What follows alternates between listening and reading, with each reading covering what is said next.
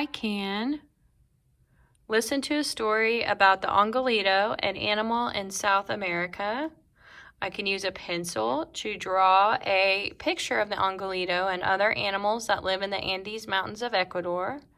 I can use a Sharpie to create an outline and to add texture. I can use crayons and markers to create a mixed media picture by using my markers to make places bold and my crayons to make places softer. And I can also use complementary color pairs to help illustrate my picture. We are going to the continent of South America this week in art. South America, as you can see, is made up of many, many different countries. Our focus today is going to be in this country here called Ecuador. Everybody say Ecuador. Ecuador is called that because there's an imaginary line that runs around our Earth called the equator, and Ecuador happens to be right on it. Ecuador has a famous mountain range and that extends all the way down the side of South America called the Andes Mountains. In the Andes Mountains, they have tropical rainforest, and part of the rainforest is called the cloud forest because it's up so high in the air. And they have many, many creatures that live there, including our creature we're going to talk about today. Olinguito from A to Z by Lulu Delacree. Come, join a zoologist from Washington, D.C. as he searches for the elusive Olinguito in a cloud forest. High up in the Andes blooms a brilliant forest embroidered with bromeliads. Home to crabs, snails, hummingbirds, and even cottontail rabbits, and a dozing Olinguito dreaming the day away. This enchanted forest in Ecuador is a festival of flowers and freshwater springs.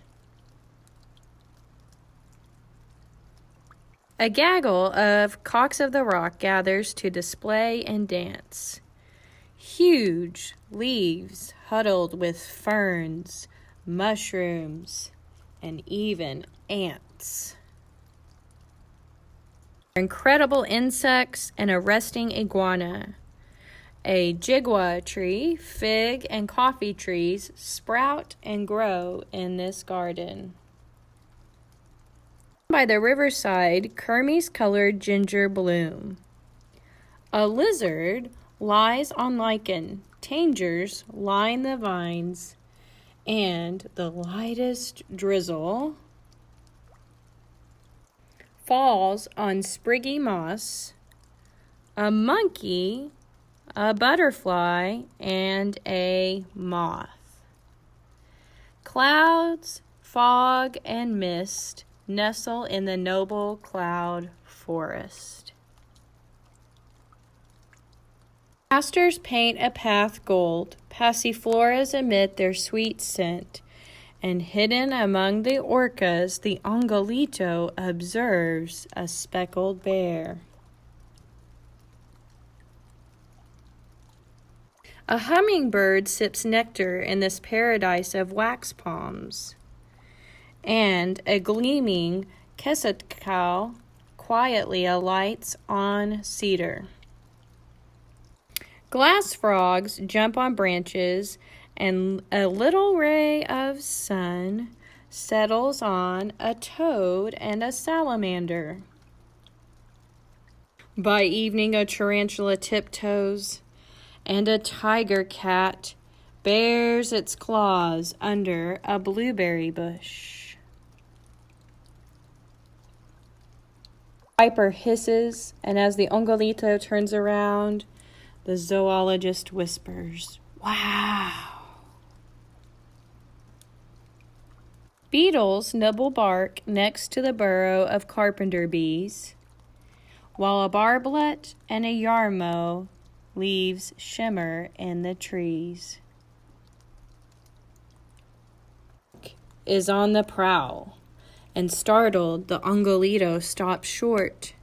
The zoologist stops and zooms in for a picture, and the dove coos.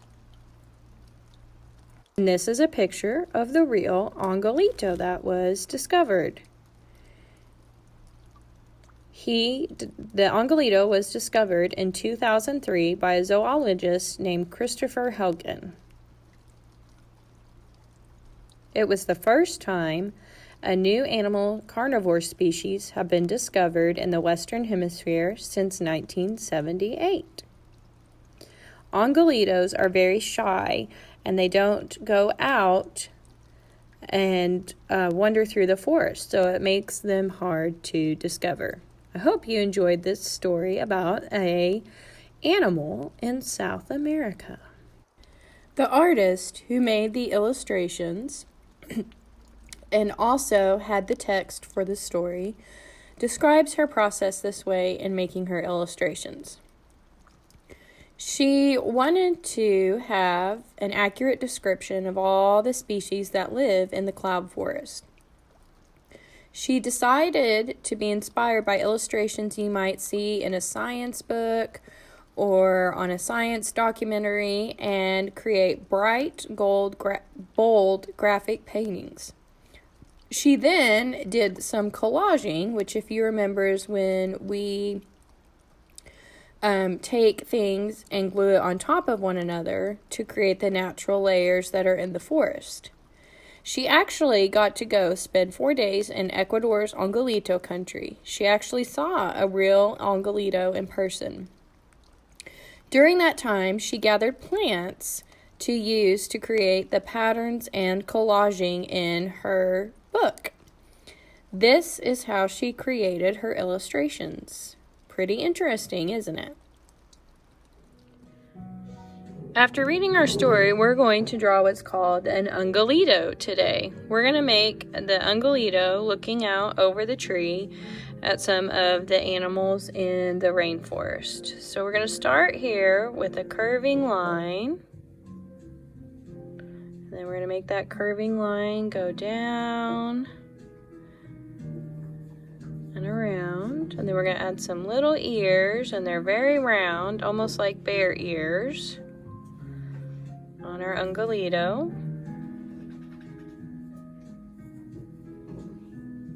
And then they have these really big eyes. So we're going to draw a great big oval shape for the eyes. And then remember, it is a living thing, so we're going to leave a spot here for the white shining on the Olinguito's eyes. And then use a curving line here to make the nose and mouth, and then add a few whiskers. The Olinguito makes me think of an animal like a kind of a cat and a dog and a squirrel all together. Then we'll draw another curving line over here for the body. And we're going to use a curving line here for its front arm, and then make that round and go back up. And then the Olinguito has these little claws to help it stay in the tree. And then we're going to draw a line here up for the tree, and then put the other paw of the front part of the Olinguito there. And then that line for our tree, we're going to extend it down. And then we're going to draw our tree branch to go up like this. And then we're going to curve our body of our Olinguito here down. And then draw a line for its back part of its body. We can't see its feet.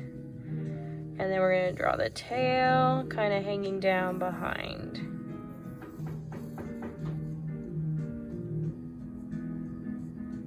And then we are going to draw two creatures that Olinguito saw in our rainforest. So the first one that it saw was the butterfly. So we're going to draw the butterfly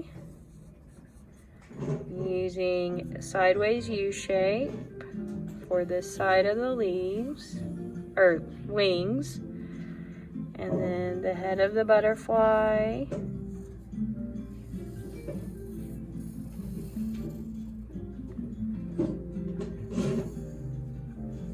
So there's our butterfly, and we'll add more details in here in a minute when we start coloring.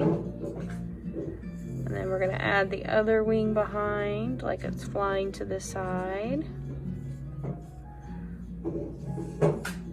And then in our far background, we're gonna add the moon. So we're gonna draw a circle moon. And then we're just gonna draw some U shapes for the mountains.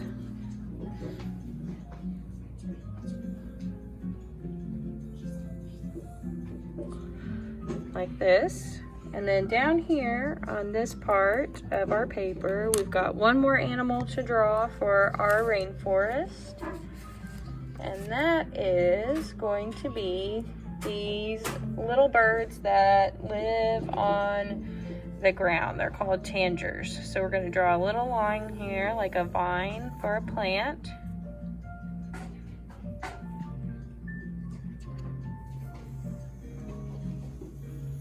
So we have our vines, and then they're really easy to make. We're just going to draw a round curving line like this, a big curving body around here, and it curves around like that, and then they have this little part that's like a red mask on their face, and then we'll draw their eye, and again leave a white spot, and then their beaks curve down and go around like that, and then of course their little bird feet.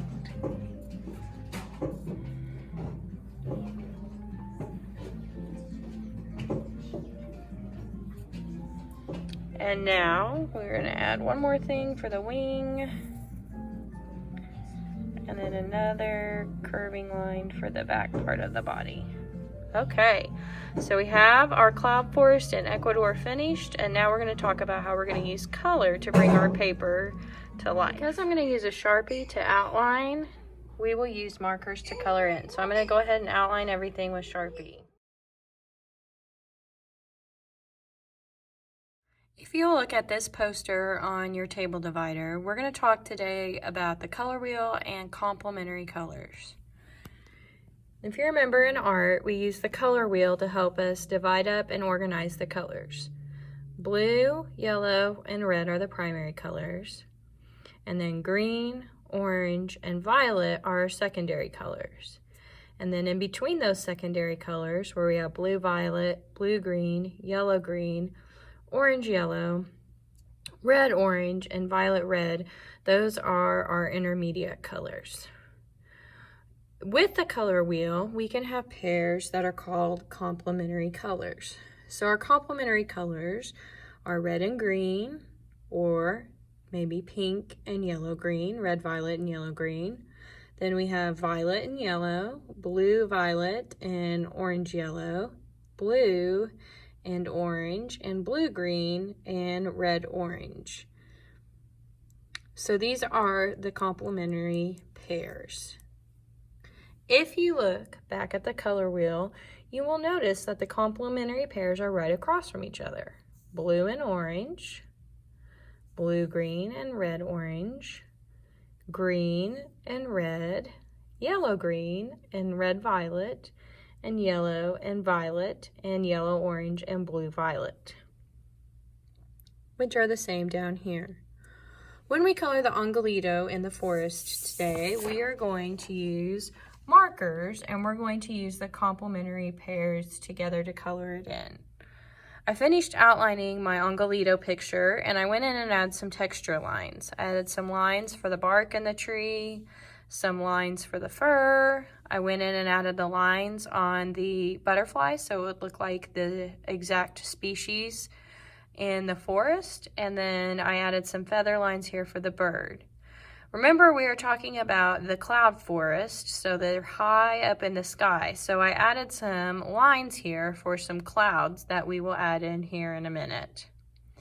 We're going to start first, and I'm going to use my complementary colors of red and this lighter green color, and I'm going to color the bird in. The bird is red around its face, and then its beak is also a little red, and we'll color its legs red. So if you remember, the complementary color pair to red is green. So I'm going to use my green now to color in the rest of the details on the bird, around the eye, and then the bird's body.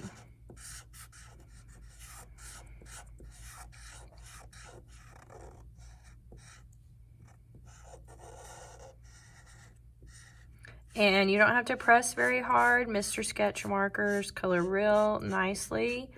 In fact, if you use almost a similar coloring technique like holding your paintbrush, you'll get a nice even color.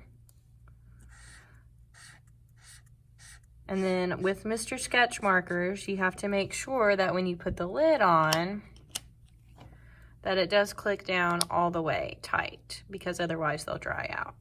So that's our first complementary pair, the red and the green.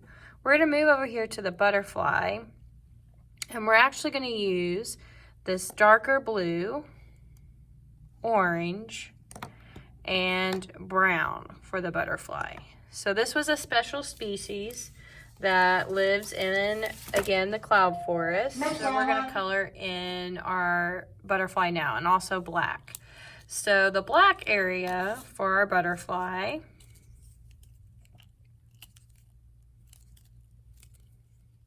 is going to be right here on the very tip of the butterfly, and also the body.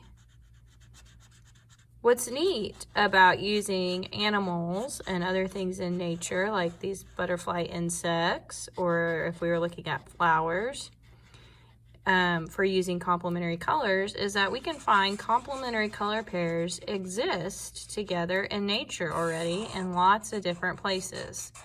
So it's pretty cool how the world's been created and we already have those colors together.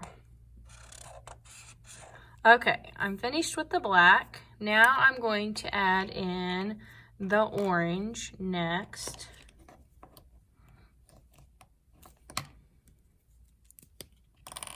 And the orange is going to go in this section here.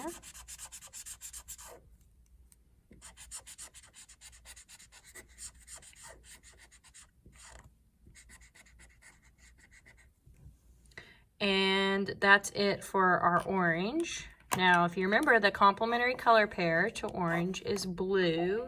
So we are going to now use our blue to color in our butterfly. Has this spot here.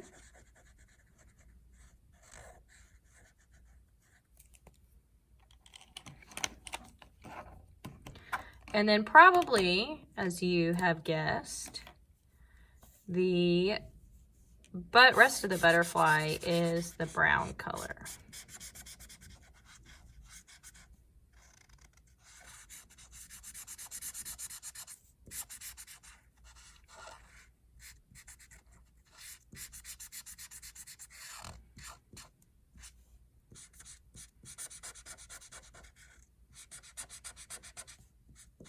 Miss Wagner?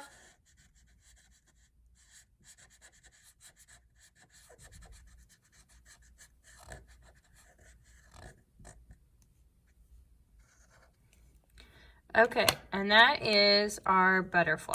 Our last complementary color pair, the purple and yellow, we're gonna actually use for the sky. So we're gonna use the yellow, and you could imagine it like the moon maybe at night, or a sun, whatever story you want to tell. So the yellow goes up there.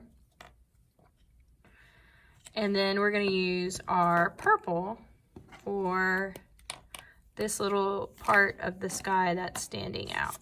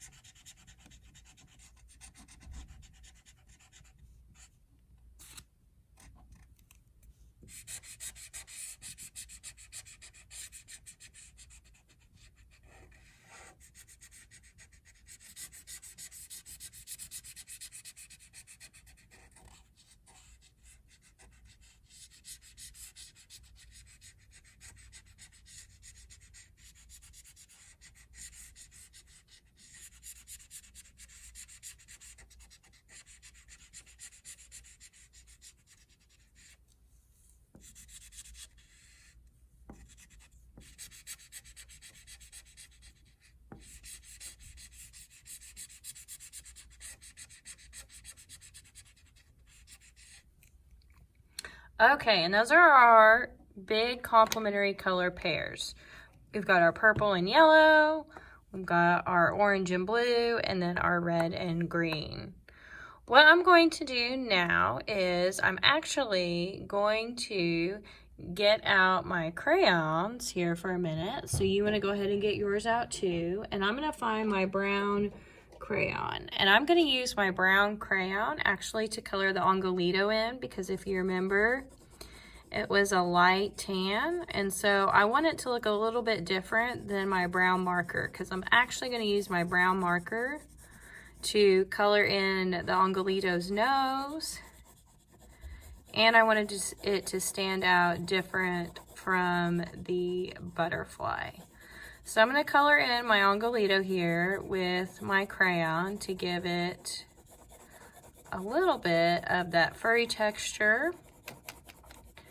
And then I'm also going to, on my Olinguito, color in the tree with my marker. So I'm going to speed up the video here a little bit and color in this portion of my picture, and then we're going to talk about how to do the background.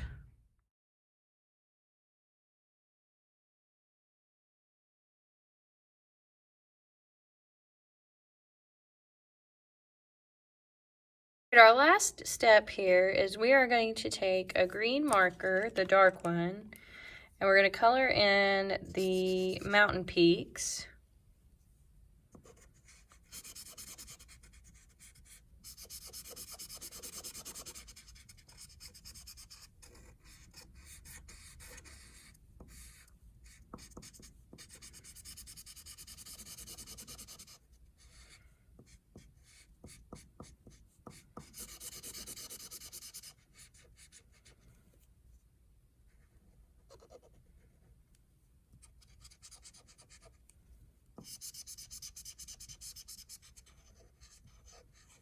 And then this will be it for our markers. So we're actually creating in art what's called a mixed media drawing. If you remember, media means all our tools and materials that we use to create art. This is called mixed media because we're using two different types of things to color in our picture today.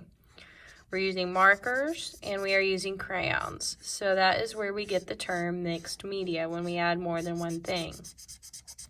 When you do mixed media, you can add as many things as you would like for a picture. So some artists, when they do mixed media, they'll add some markers, they'll take construction paper and cut out shapes to make collages, and then they might even glue yarn on it, and then they could go back in and add some paint, or they might even do a mini sculpture on top of it.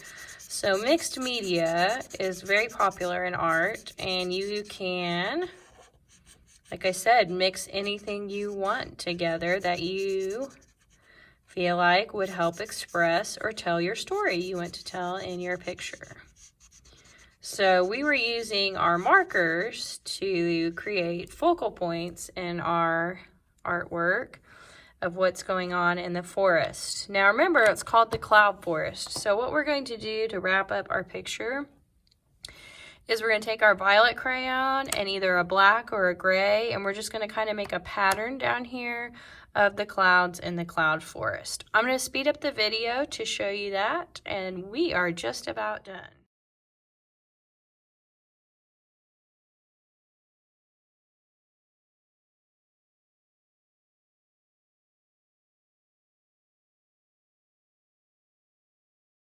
Here is my finished illustration of the Olinguito in the cloud forest.